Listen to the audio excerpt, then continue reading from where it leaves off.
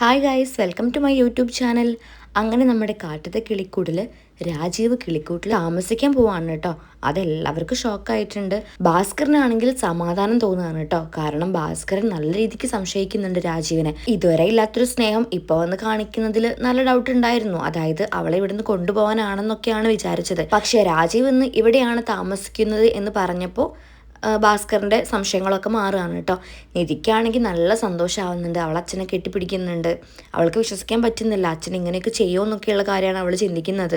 എന്നാൽ സുധീഷിനും ഹരീഷിനും മനസ്സിലാവുന്നുണ്ട് ഇത് തന്ത്രമാണെന്ന്. സുധീഷ് ആകെ വശം കെട്ടി നിൽക്കുകയാണ് കേട്ടോ. അവന് വല്ലാത്തൊരു വീർപ്പുമുട്ടലും സംശയവും പേടിയൊക്കെ വരികയാണ്. അങ്ങനെ അവൻ പുറത്തു പോയിട്ട് ഇങ്ങനെ ആലോചിച്ച് നിൽക്കുന്ന സമയത്താണ് ഹരീഷ് അങ്ങോട്ട് വരുന്നത്. അപ്പോൾ സുധീഷ് പറയുന്നുണ്ട് തൻ്റെ ആകുലതകൾ.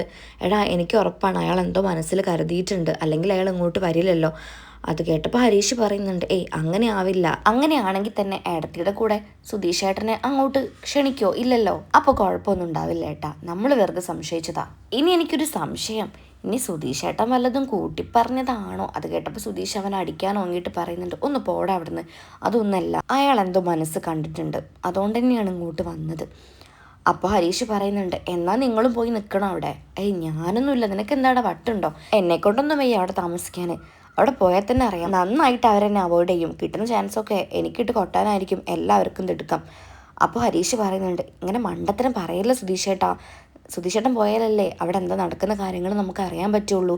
അല്ലെങ്കിൽ പിന്നെ ഏടത്തി ഒറ്റയ്ക്ക് പോവുകയാണെങ്കിൽ കാര്യങ്ങളെല്ലാം കലങ്ങി മറിയും. ഏടത്തി അവിടെ നിൽക്കേണ്ടി വരും കേട്ടോ. അത് കേട്ടപ്പോൾ സുധീഷ് താടി ഇങ്ങനെ ഒഴിയുന്നുണ്ട്. അപ്പോഴാണ് രാജീവൻ പുറത്തേക്ക് വരുന്നത് കേട്ടോ. എന്നിട്ട് പറയുന്നുണ്ട്, ആഹാ, നിങ്ങളെന്താ ഇവിടെ സംസാരിച്ചിരിക്കുന്നത്, എന്തോ രഹസ്യം. അപ്പോൾ ഹരീഷ് പറയുന്നുണ്ട്, ഏയ് ഒന്നുമില്ല എന്ന് പറഞ്ഞിട്ട് അവൻ അകത്തേക്ക് പോവാണ് കേട്ടോ. രാജീവാണെങ്കിൽ സുധീഷിൻ്റെ അടുത്ത് വന്നിട്ട് ചോദിക്കുന്നുണ്ട്, നീ വല്ലാതെ ഭയന്നു അല്ലേ? ഞാനിവിടെ എത്തും നീ ഒരിക്കലും പ്രതീക്ഷിച്ചില്ലല്ലോ. ഞാൻ പറഞ്ഞില്ലേ, ഒരാഴ്ചക്കകം അവൾ എൻ്റെ വീട്ടിലിരിക്കും. അത് കേട്ടപ്പോൾ സുധീഷ് പുച്ഛിച്ചിട്ട് പറയുന്നുണ്ട്, ഓ, അപ്പം എൻ്റെ സംശയം ശരിയായിരുന്നല്ലേ. അപ്പോൾ രാജീവ് പറയുന്നുണ്ട്, പിന്നെ നീ എന്ത് വിചാരിച്ചടാ? നിൻ്റെ ഈ കുപ്പയിൽ നിൻ്റെ ഏട്ടൻ വെച്ച് വിളമ്പുന്നത് കഴിച്ച് ഇവിടെ താമസിക്കാൻ എനിക്കെന്താടാ വട്ടുണ്ടോ? എന്നാൽ കേട്ടോ, ഞാൻ നിന്നോടുള്ള വാശിക്ക് തന്നെയാണ് വന്നത്. അവൾ പോയതിൽ എനിക്ക് സങ്കടം എല്ലാം ഉണ്ടായിരുന്നു. പക്ഷേ ഇപ്പം എനിക്ക് വാശിയാണ് അവൾ അങ്ങോട്ട് തിരിച്ചു വരണമെന്ന്. അത് നിന്നോടുള്ള വാശിയാണ്. പിന്നെ ഇത്ര കാലം ഞാൻ അവളെ തിരക്കി വരാത്തത് എന്താണെന്നല്ലേ? ആദ്യമൊക്കെ എനിക്ക് സങ്കടം ഉണ്ടായിരുന്നു, പിന്നെ ഞാൻ അവളെ വിട്ടു, എന്തെങ്കിലും ആവട്ടെ എന്ന് വെച്ചു. പക്ഷേ നിന്നെ ഇന്നലെ കണ്ടപ്പോൾ അപ്പോഴാണ് നിൻ്റെ വെല്ലുവിളി, നിൻ്റെ ഡയലോഗ്സും എന്തായിരുന്നു. അപ്പം ഞാൻ ഉറപ്പിച്ചതാ, 7 ദിവസം അതിനുള്ളിൽ അവൾ എൻ്റെ വീട്ടിലിരിക്കും, അതും എൻ്റെ മകളായിട്ട് പഴയതുപോലെ. നിന്നെ അവൾ ഒഴിവാക്കും, നീ കണ്ടോ എന്നൊക്കെ പറഞ്ഞിട്ട് വീണ്ടും വെല്ലുവിളി നടത്തിക്കൊണ്ടിരിക്കുകയാണല്ലോ രാജീവൻ.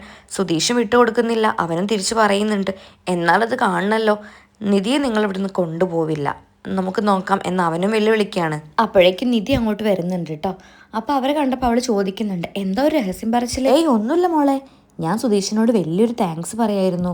എന്താണെന്ന് വെച്ചാൽ ഇന്ന് ഞാൻ അവനെ കണ്ടതുകൊണ്ടാണല്ലോ എനിക്കിന്ന് ഇങ്ങോട്ട് വരാനും നിങ്ങളുമായിട്ടുള്ള പ്രശ്നം സോൾവ് ചെയ്യാനൊക്കെ തോന്നിയത്. അത് കേട്ടപ്പോൾ നിധി ചിരിക്കുകയാണ് കേട്ടോ. അവൾക്ക് നല്ല സന്തോഷമാവുന്നുണ്ട്. സുധീഷിനാണെങ്കിൽ ഇതൊരു ഡ്രാമയാണല്ലോ എന്ന് അറിയുന്നതുകൊണ്ട് തന്നെ പുച്ഛമാണ് മുഖത്ത് വരുന്നത്. രാജീവാണെങ്കിൽ ഭയങ്കര അഭിനയം. എന്നിട്ട് പറയുന്നുണ്ട്, താങ്ക്സ് സുധീഷ്, എൻ്റെ മകളെ ഇത്ര നന്നായിട്ട് നോക്കുന്നതിന്. എനിക്ക് ഭയങ്കര സങ്കടമായിരുന്നു, അവൾ എങ്ങനെ ഇവിടെ ജീവിക്കും, എന്താണ് അവളുടെ അവസ്ഥ, ഇവിടുത്തെ ആൾക്കാരൊക്കെ അവൾ എങ്ങനെ നോക്കുന്നൊക്കെ. പക്ഷെ അതെല്ലാം ഇവിടെ നിന്ന് മാറി. എന്ത് നല്ല ആൾക്കാർ ഇവിടെ ഉള്ളവരൊക്കെ, എൻ്റെ മകൾ എന്തൊരു സന്തോഷത്തിലാണ്, അതാണ് എൻ്റെ ഹാപ്പിനെസ് എന്നൊക്കെ ഇങ്ങനെ തട്ടി വിടുകയാണ് കേട്ടോ. എന്നിട്ട് പറയുന്നുണ്ട്, സുധീഷാണ് മോളെ എന്നോട് ഇങ്ങോട്ട് വരാനൊക്കെ പറഞ്ഞത്. അതായത് അവൾക്ക് വീടൊക്കെ നന്നായിട്ട് മിസ് ചെയ്യുന്നുണ്ട്, അച്ഛനെയും അമ്മേനെയൊക്കെ നിധിക്ക് മിസ് ചെയ്യുന്നുണ്ടെന്നൊക്കെ അവനാണ് എൻ്റെ അടുത്ത് പറഞ്ഞത്.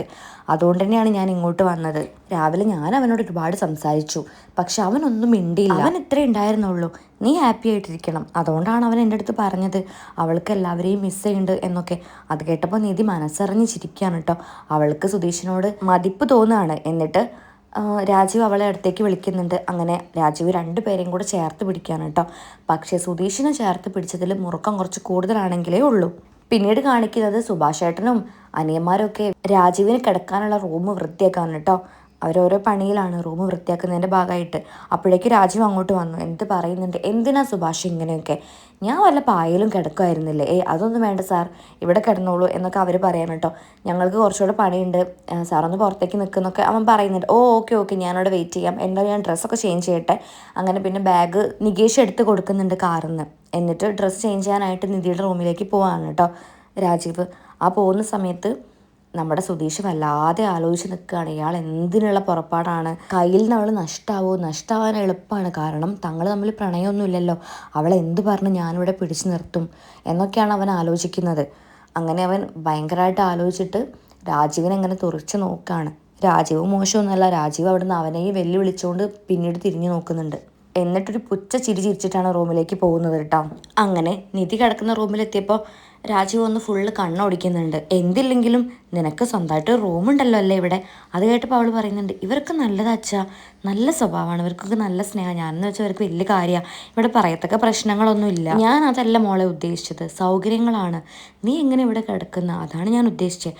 പക്ഷെ ആ ഒരു സംസാരം നീട്ടിക്കൊണ്ടു പോകാൻ അവൾക്ക് താല്പര്യം ഉണ്ടായിരുന്നില്ല കേട്ടോ. അപ്പോൾ അവൾ പറയുന്നുണ്ട്, അച്ഛൻ ഡ്രസ്സ് ചേഞ്ച് ചെയ്തിട്ട് പുറത്തേക്ക് വരും, ഞാൻ പുറത്തുണ്ടാവും കേട്ടോ എന്ന് പറഞ്ഞിട്ട് അവൾ അവിടെ നിന്ന് പോവാണ്.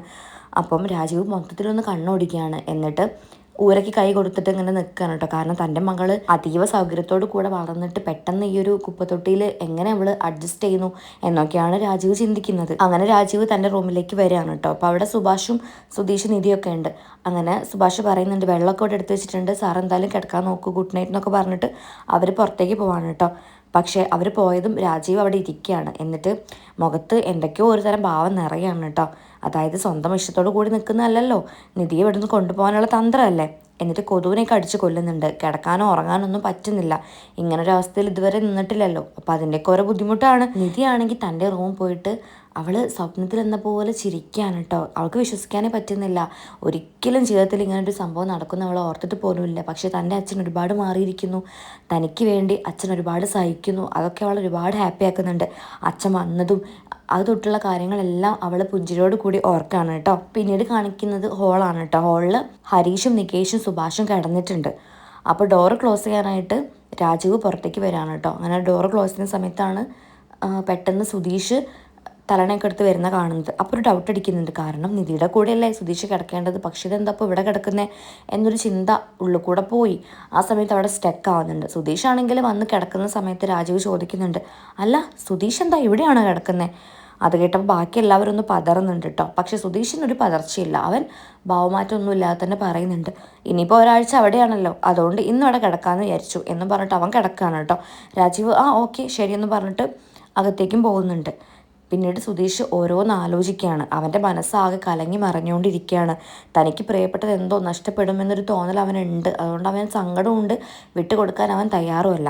അങ്ങനെ അവൻ കഴിഞ്ഞു പോയ ഓരോ സന്ദർഭങ്ങളും ഓർക്കുകയാണ്. രാജീവിനെ കണ്ടതും വെല്ലുവിളിച്ചതും എല്ലാം രാജീവ് തിരിച്ച് ഇങ്ങോട്ട് പറഞ്ഞ കാര്യങ്ങളൊക്കെ അവൻ ഓർക്കുന്നുണ്ട്. എന്നിട്ട് അവൻ മനസ്സിൽ പറയുന്നുണ്ട്, എന്ത് തന്നെ ആയാലും നിധി ഇവിടുന്ന് കൊണ്ടുപോകാൻ സമ്മതിക്കില്ല, ഞാൻ ഒരിക്കലും സമ്മതിക്കില്ല. ഇനിയിപ്പോൾ എന്തെങ്കിലും സംഭവിക്കുകയാണെങ്കിൽ തന്നെ അതിൻ്റെ അറ്റം കാണാതെ ഞാൻ അടങ്ങില്ല എന്നൊക്കെ മനസ്സിൽ പറഞ്ഞ് ദീർഘനിശ്വാസം വിട്ടിട്ട് അവൻ കിടക്കുകയാണ് കേട്ടോ. പക്ഷെ ഉറക്കമൊന്നും വരുന്നില്ല, കണ്ണ് തുറന്ന് ഇങ്ങനെ ആലോചിക്കുകയാണ്. അങ്ങനെ രാവിലെ ആയിട്ടുണ്ട്. നിധി എണീറ്റു.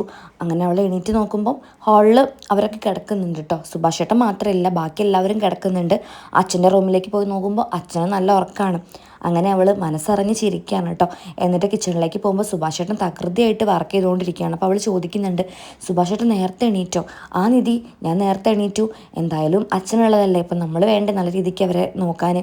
അല്ല സുഭാഷേട്ട, അവരൊന്നും എണീറ്റിട്ടില്ല. ആണോ ഈ ചെക്കന്മാരുടെ ഒരു കാര്യം എന്ന് പറഞ്ഞ് സുഭാഷേട്ട അവരെ പോയി വിളിക്കുന്നുണ്ട് കേട്ടോ. ആരും ആദ്യം എണീക്കുന്നില്ല. എന്നിട്ട് പറയുന്നുണ്ട്, എടാ പോയി പത്രം മേടിച്ച് കൊണ്ടുപോവാ, അവളുടെ അച്ഛൻ പത്രമൊക്കെ വായിക്കുന്നതാ, മോശം എല്ലാവരും നീറ്റ് വരുമ്പോൾ നിങ്ങളിവിടെ കിടക്കുക, ആയിക്കെ എടുത്ത് മടക്കി വെച്ച് എന്നൊക്കെ പറഞ്ഞിട്ട് അവരെ ഉന്തി എഴുന്നേൽപ്പിക്കുകയാണ് കേട്ടോ. എന്നിട്ട് സുഭാഷേട്ട വീണ്ടും കിച്ചണിലേക്ക് പോയിട്ട് തൻ്റെ പണി ചെയ്തുകൊണ്ടിരിക്കുകയാണ്. അപ്പോൾ പറയുന്നുണ്ട് നിധിനോട്, മോളെ ഞാൻ ചായ ഇടാം, നീ പോയിട്ട് അച്ഛനിത് കൊടുക്കണം കേട്ടോ എന്നൊക്കെ പറയണം. അപ്പോൾ അവൾ ചോദിക്കുന്നുണ്ട്, സുഭാഷേട്ടനെ എല്ലാ വർക്കും ചെയ്ത് കഴിഞ്ഞോ? പിന്നല്ലാതെ ഞാൻ എല്ലാം തീർത്തു, അച്ഛനുള്ളതല്ലേ, അപ്പോൾ എല്ലാം നമ്മൾ നേരത്തെ കൊടുക്കണ്ടേ. അല്ല ബാത്റൂമും കഴുകിയോ? ആ കഴുകി, ഞാൻ കഴുകായിരുന്നല്ലോ സുഭാഷേട്ടൻ, എന്തിനാ ഒറ്റയ്ക്ക് കഷ്ടപ്പെടുന്നേ? നീയോ? ഞാനുള്ളപ്പോൾ നിന്നെക്കൊണ്ട് ഞാൻ അതൊക്കെ ചെയ്യിപ്പിക്കുമോ മോളെ? അങ്ങനെയൊന്നും ഇല്ല കേട്ടോ എന്ന് പറയാനാട്ടോ. അപ്പോൾ അവൾ പറയുന്നുണ്ട്, എല്ലാവർക്കും എന്തൊരു ഭാഗ്യം സുഭാഷേട്ടനെ പോലത്തെ ഏട്ടനെ കിട്ടിയത്, സുഭാഷേട്ടൻ അടിപൊളിയാണ് എന്നൊക്കെ അവളിങ്ങനെ മനസ്സറിഞ്ഞ് പറയാം. അപ്പോൾ സുഭാഷേട്ടൻ അതിനൊരു നല്ലൊരു ചിരി സമ്മാനിക്കുകയാണ് കേട്ടോ അവൾക്ക്. അപ്പോഴേക്കും അരീഷ് പോയിട്ട് പത്രം വാങ്ങി കൊണ്ടുവരുന്നുണ്ട്. നികേഷ് അത് രാജീവിന് കൊടുക്കുന്നുണ്ട്. അപ്പോൾ രാജീവ് ചോദിക്കുന്നുണ്ട്, ഇംഗ്ലീഷ് പത്രം ഒന്നും കിട്ടിയില്ലേ മോനെ? അത് കേട്ടപ്പോൾ നികേഷ് പറയുന്നുണ്ട്, ഇവിടെ പത്രം മേടിക്കാറില്ല, അപ്പോൾ എനിക്ക് എന്താ എങ്ങനെയൊന്നും അറിയില്ല, കിട്ടിയ പത്രം അരീഷേട്ടൻ മേടിച്ചുകൊണ്ടെന്നു എന്നൊക്കെ പറയാൻ കേട്ടോ. അപ്പോഴേക്കും നിധി ഡ്രസ്സൊക്കെ ചേഞ്ച് ചെയ്ത് വരുന്നുണ്ട്. അവളെ കണ്ടപ്പോൾ രാജീവ് പറയുന്നുണ്ട്, ആ മോളെ എല്ലാം മാറ്റിയല്ലേ, നമുക്കൊന്ന് പോയാലോ. അത് കേട്ടപ്പോൾ ആ അച്ഛാ പോവാന്നൊക്കെ അവൾ പറയാൻ കേട്ടോ. ഡ്രസ്സെല്ലാം പാക്ക് ചെയ്തില്ല, അധികം ഒന്നും എടുക്കണ്ട, നിൻ്റെ ഡ്രസ്സൊക്കെ അവിടെ ഉണ്ടല്ലോ. ആ അച്ഛാ ഞാൻ അധികം ഒന്നും എടുത്തിട്ടില്ല എന്നൊക്കെ അവൾ പറയാൻ കേട്ടോ. അപ്പോഴേക്ക് സുഭാഷ് വരുന്നുണ്ട്. കഴിച്ചിട്ട് പോകാമെന്നൊക്കെ പറയുമ്പോൾ പോയിട്ട് കുറച്ച് തിരക്കുണ്ട്, ഇനിയും പിന്നെ ആവാലോ എന്നൊക്കെ പറഞ്ഞിട്ട് രാജീവ് എണീക്കാൻ നിൽക്കുകയാണ് കേട്ടോ. അപ്പോഴാണ് സുധീഷ് വരുന്നത്. സുധീഷിനെ കണ്ടപ്പോൾ സുഭാഷ് ചോദിക്കുന്നുണ്ട്, അല്ല സുധീഷേ നീ എന്താ പോകാത്തെ? പക്ഷേ സുധീഷ് വേറെ ഏതോ ലോകത്താണ് കേട്ടോ, അവനൊന്നും ശ്രദ്ധിക്കുന്നില്ല. ഇയാൾ എന്തോ പണി ഒപ്പിച്ചിട്ടുണ്ട് എന്നവൻ മനസ്സിൽ ആലോചിക്കുകയാണ്. പക്ഷെ സുഭാഷ് പറയുന്ന അവൻ ശ്രദ്ധിക്കുന്നേ ഇല്ല. പെട്ടെന്നാണ് അവൻ ഞെട്ടുന്നത്. എന്നിട്ട് പറയുന്നുണ്ട്, ഇല്ല ഏട്ടാ ഞാൻ പോകുന്നില്ല. അപ്പോൾ സുഭാഷ് പറയുന്നുണ്ട്, അല്ലടാ നമുക്ക് തോമസ് ഏട്ടനെ വിളിച്ച് പറയാം, നീ പോകാതെന്ന് എങ്ങനെയാ, സാറ് നിന്നെ വിളിച്ചതല്ലേ. അങ്ങനെയൊക്കെ പറയുമ്പോൾ അവൻ ഇല്ലാന്ന് തന്നെയാണ് കേട്ടോ പറയുന്നത്. അത് കേട്ടപ്പോൾ രാജീവിന് വല്ലാത്തൊരു വിജയച്ചിരി മുഖത്ത് വിരിയുന്നുണ്ട് കേട്ടോ. നിധിയും ഷോക്കാവുന്നുണ്ട് സുധീഷ് വരാത്തതിൽ. അവൾക്ക് പ്രത്യേകിച്ച് വന്നാലും ഇല്ലെങ്കിൽ കുഴപ്പമൊന്നുമില്ല. പക്ഷേ എല്ലാവരുടെ കണ്ണിലും സുധീഷിനെ കല്യാണം കഴിച്ചതാണല്ലോ, അപ്പം വന്നില്ലെങ്കിൽ അവർക്ക് ഡൗട്ട് അടിക്കും എന്നുള്ളൊരു ടെൻഷൻ ഉണ്ട് അവൾക്ക്. പക്ഷേ സുധീഷ് ഇതന്നെയാണ് പറയുന്നത്, എനിക്ക് വരാൻ കഴിയില്ല, കമ്മിറ്റ് ചെയ്ത കുറച്ച് വർക്ക് ഉണ്ടായിരുന്നു എന്നൊക്കെ. അത് കേട്ടപ്പോൾ രാജീവ് പറയുന്നുണ്ട്, അത് ശരിയാണ്, ജോലി തന്നെയാണ് മുഖ്യം. അപ്പോൾ അവൻ പറയുന്നുണ്ട്, അല്ലെങ്കിൽ പിന്നെ നിധി ഞാനും പിന്നെ വന്നാലോ എൻ്റെ ജോലി കംപ്ലീറ്റ് ആയിട്ട്. അത് കേട്ടപ്പോൾ രാജീവ് പറയുന്നുണ്ട്, അതിൻ്റെ ആവശ്യമില്ല, ഉണ്ടോ മോളെ? അപ്പോൾ അവൾ പറയുന്നുണ്ട്, ഇല്ല ഞാൻ അച്ഛൻ്റെ കൂടെ ഇപ്പം തന്നെ വരാമെന്ന് അവളും പറയാണ് കേട്ടോ. അതോടുകൂടി സുധീഷിൻ്റെ ആ ഒരു ശ്രമം അവിടെ അവസാനിക്കുകയാണ്. എന്നിട്ട് അവൻ പറയുന്നുണ്ട്, ഞാൻ എന്നാലും 2 ദിവസം കഴിഞ്ഞിട്ട് പോയിക്കോളെ, ഇപ്പം തന്നെ വരണമെന്നില്ലല്ലോ, അങ്ങനെയൊക്കെ പറയാണ്. അവൻ്റെ മനസ്സ് കലങ്ങി മറിഞ്ഞുകൊണ്ടിരിക്കുകയാണ്. അപ്പോൾ രാജീവ് വീണ്ടും പറയുന്നുണ്ട്, സുധീഷെ പണി തന്നെയാണ് പ്രധാനം, ഞാൻ കണ്ടില്ലേ കഴിക്കാൻ പോലും നിൽക്കാതെ എൻ്റെ ജോലി നോക്കി പോകുന്നേ എന്നൊക്കെ പറയാൻ കേട്ടോ. അത് കേട്ടപ്പോൾ സുധീഷ് മനസ്സിൽ പറയുന്നുണ്ട്, എനിക്കറിയാടോ താൻ എനിക്കൊരു പണി തരാൻ വേണ്ടിയിട്ടാണ് വന്നതെന്നൊക്കെ എങ്ങനെ അവൻ പറയാണ് മനസ്സിൽ. അപ്പോഴേക്ക് സുഭാഷേട്ടൻ വീണ്ടും പറയുന്നുണ്ട്, എടാ തോമസ് ഏട്ടനോട് ഒന്നുകൂടെ പറ, സാറ് വന്ന് വിളിച്ചതല്ലേ, ഈ ഒരു അവസരം വെറുതെ കളയണ്ട, അപ്പോഴല്ലേ തെറ്റൊക്കെ തിരുത്തി നമുക്ക് വരാൻ പറ്റുള്ളൂ എന്നൊക്കെ ഇങ്ങനെ പറഞ്ഞുകൊണ്ടിരിക്കുകയാണ് കേട്ടോ. ഹരീഷും പറയുന്നുണ്ട്, സുധീഷേട്ടൻ ചെല്ല്, ഞങ്ങൾ ബോധ്യപ്പെടുത്തിക്കോളാം തോമസ് ഏട്ടന്, പോയില്ലെങ്കിൽ ശരിയാവില്ല എന്നൊക്കെ പറയാൻ കേട്ടോ അവനും. അതോടുകൂടി സുധീഷ് ഒരു കാര്യത്തിൽ തീരുമാനം എടുക്കുകയാണ്. എന്നിട്ട് അവൻ പറയുന്നുണ്ട്, ഞാൻ എന്തായാലും ഫോൺ വിളിച്ച് പറയട്ടെ എന്നും പറഞ്ഞ് അവൻ ഫോൺ വിളിക്കാനായിട്ട് പോവാണ് കേട്ടോ. അത് രാജീവ് പ്രതീക്ഷിച്ചിട്ടുണ്ടായിരുന്നില്ല. അതോടുകൂടി രാജീവിൻ്റെ മുഖത്ത് തെളിച്ചം മങ്ങുകയാണ് കേട്ടോ. പക്ഷെ ബാക്കിയുള്ളവരെല്ലാവരും ഹാപ്പിയാണ്, നിധിയും ഹാപ്പിയാണ്, വലിയ കുഴപ്പമൊന്നുമില്ല. അതോടുകൂടി എപ്പിസോഡോട് അവസാനിക്കുകയാണ്. നമുക്ക് നോക്കാം അടുത്ത എപ്പിസോഡിൽ സുധീഷും നിധിക്കൊപ്പം രാജീവിൻ്റെ വീട്ടിലേക്ക് പോകുമോ ഇല്ലയോ എന്നുള്ളതൊക്കെ. എൻ്റെ ചാനൽ സബ്സ്ക്രൈബ് ചെയ്യാത്തവരൊക്കെ സബ്സ്ക്രൈബ് ചെയ്ത് സപ്പോർട്ട് ചെയ്യുക. Okay bye, thank